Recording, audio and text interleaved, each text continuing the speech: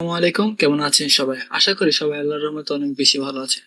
আজকে আমরা এমন একটা বিষয় নিয়ে আলোচনা করব যা আপনার আমার জীবনের খুবই গুরুত্বপূর্ণ। আমরা প্রতিটা কাজের ক্ষেত্রে অনেক ক্ষেত্রে এমন হয় যে আমরা ছোট ছোট ভুল করে বসি। আর এই ছোট ছোট ভুলই আমাদের জীবনে অনেক বড় একটা অংশ পরিবর্তন করে ফেলে। হয়তোবা আমাদের অনেক বড় একটা ক্ষতি হয়ে যায়, অথবা আমাদের কপাল খুলে যায়। কিন্তু ইতিহাসে অনেক বড় বড় কোম্পানি রয়েছে যারা তাদের ছোট্ট ছোট্ট ভুলের কারণে মিলিয়ন মিলিয়ন ডলার লস করতে হয়েছে। এতে বাদ যায়নি অ্যামাজন, কোকা কোলা সহ বিভিন্ন বড় বড় ব্র্যান্ডের। তাহলে চলুন কথা না বাড়িয়ে আমরা ভিডিওর মূল টপিকে চলে যাই। কি কি ভুল তারা করেছিল এবং তাতে তাদের কতটা পরিমাণ লস হয়েছিল। তো চলুন ভিডিওটা শুরু করি।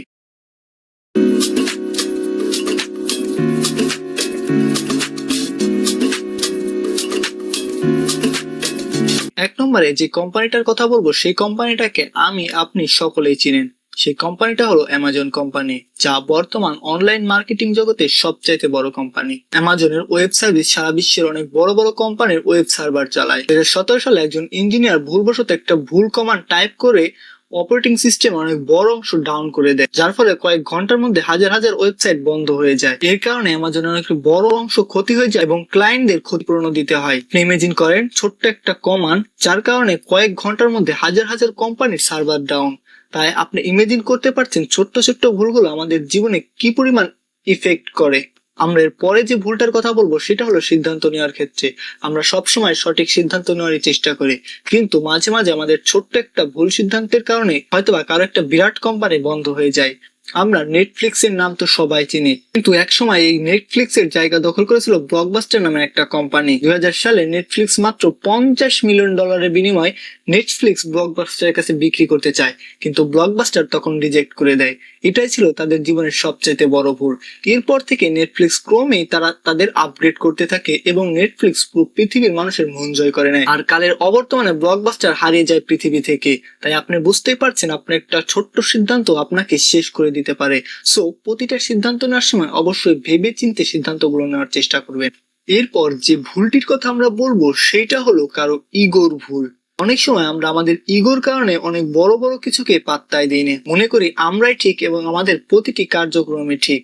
আর এই ভুলটাই করেছিল বিশ্বের অন্যতম মোবাইল নির্মাতা কোম্পানি নোকিয়া। নোকিয়া ফোনের কথা তো আমরা সবাই জানি এবং তার খ্যাতি ছিল বিশ্ব জুড়ে।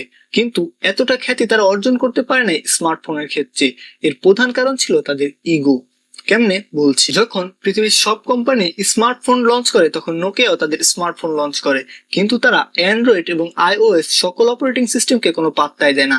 তারা তাদের তৈরি অপারেটিং সিস্টেম দিয়ে মোবাইল ফোন চালনা করে, কিন্তু এটা অডিয়েন্স অতটা ভালোভাবে নেয়নি। এর মধ্যে স্যামসাং এবং অ্যাপেল পুরো মোবাইল বাজারের বাজার দখল করে বসে। আর কালের অবর্তমানে নোকিয়া অতটাও পপুলার হতে পারেনি যতটা অন্যান্য স্মার্টফোন কোম্পানি পপুলার হয়ে গেছে।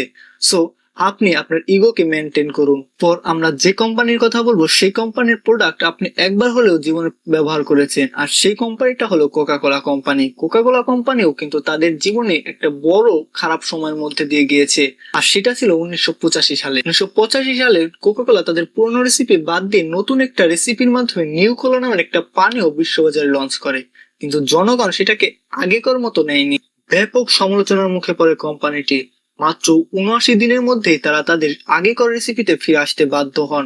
আর এই কারণে মাত্র 79 দিনের মধ্যে কোকা কোলার কোটি কোটি ডলার লস হয়ে যায়। যদিও এটার একটা গুড সাইডও ছিল, প্রচুর মানুষ এটা নিয়ে সমালোচনা করতে থাকে এবং কোকা কোলা তাদের এই সমালোচনার কারণে তারা পুনরায় কোকা কোলা আরো অনেক বেশি পরিমাণ বিক্রি করতে পারে। আর এই ছোট্ট ভুলটা তাদের কোটি কোটি ডলার ক্ষতি করলেও হয়তোবা আপনার আমার সাথে এই ভুলটাই তাদেরকে পরিচিত করে দিয়েছে, এবং আর এই ভুলের কারণে হয়তোবা কোকা কোলা সারা বিশ্বে পরিচিত হয়ে গেছে। যদিও কোনো কিছুর ভুল থাকলে তার ভালো সাইডও থাকে, তবে প্রতি ক্ষেত্রে যে আপনার ভালো সাইড হবে এর কিন্তু কোনো গ্যারান্টি নেই। সো প্রতিটা কাজের ক্ষেত্রে অবশ্যই কেয়ারফুল হবেন। আমরা এরপর যে ভুলটার কথা বলবো সেই ভুলটা মাত্র 45 মিনিটে 4,400 কোটি টাকার ক্ষতি করে। এটাও ছিল সামান্য একটা কোডিং এর ভুল। 2012 সালে ইউএস এর একটা ট্রেডিং কোম্পানি তাদের সফটওয়্যার আপডেট করতে গিয়ে সামান্য একটু কোডিং এ ভুল করে, যার কারণে মাত্র 45 মিনিট টাইমের মধ্যে প্রায় $45 মিলিয়ন তাদের ক্ষতি হয়ে যায়, যা বাংলাদেশি টাকায় ছিল প্রায় 4,400 কোটি টাকা। ইমেজিন করে ছোট্ট একটা কোডিং ভুল আর লস 4,400 কোটি টাকা। আর এই সামান্য একটু ভুলের কারণে পরবর্তীতে এই কোম্পানিটা পুরো দেউলিয়া হয়ে যায়। অবশ্যই বুঝতেই পারছেন যে ছোট ছোট ভুল আমাদের জীবনে কি পরিমাণ ইম্প্যাক্ট করে।